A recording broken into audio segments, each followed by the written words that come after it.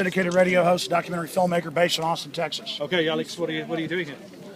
Well, I'm here to expose one of the most powerful structures in the corporate shadow world government.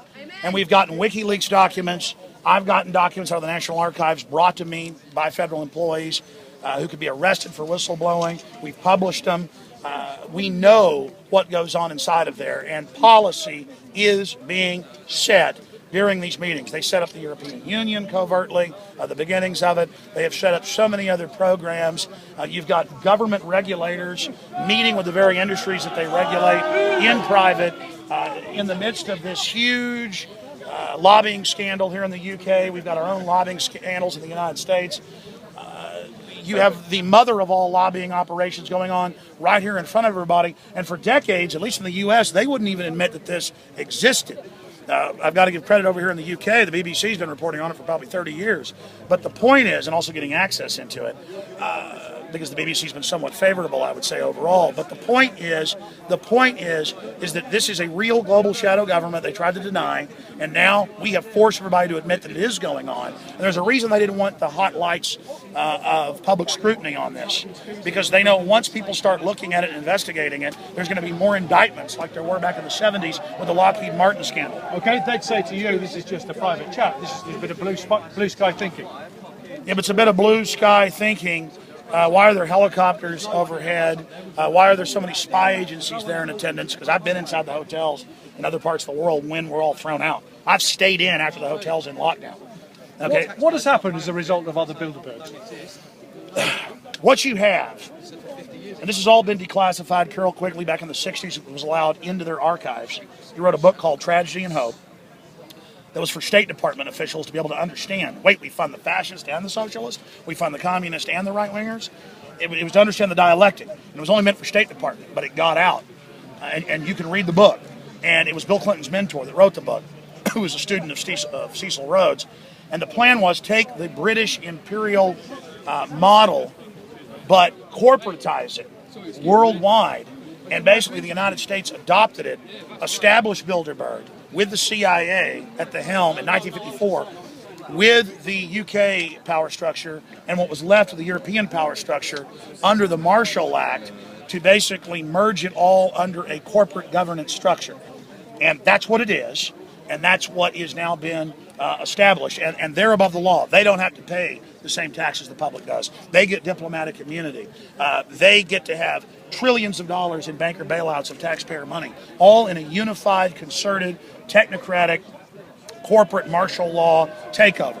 And it's actually a model developed by Hitler when he was having delusions of grandeur of how he was going to take over all of Europe for living space.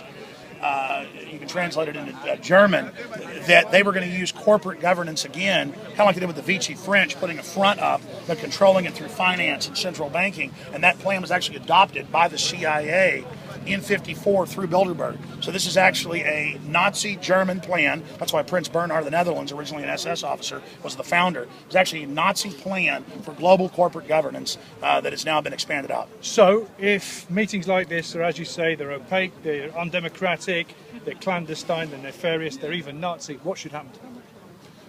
Well, I will say this. Bilderberg's brought in a lot of new blood. Google, they brought in Peter Thiel, the head of PayPal and other things, who are more modern and aren't kind of like the old crusty robber barons of the past. And I haven't seen them themselves commit enough open atrocities to be able to say that they're 100% nefarious. So I'm not saying everybody that is attending there is a criminal, but definitely this thing was set up to coordinate the key people from government, industry, and academia and media to carry out a corporate governance plan worldwide that we've now seen the fruits of. And that's why I think there should be investigations at the county, at the regional level, because one of their main agendas is to, quote, look at nationalism. That's their enemy. I see nationalism as firewalls, so that if a big tyranny rises up, there's countries to oppose it.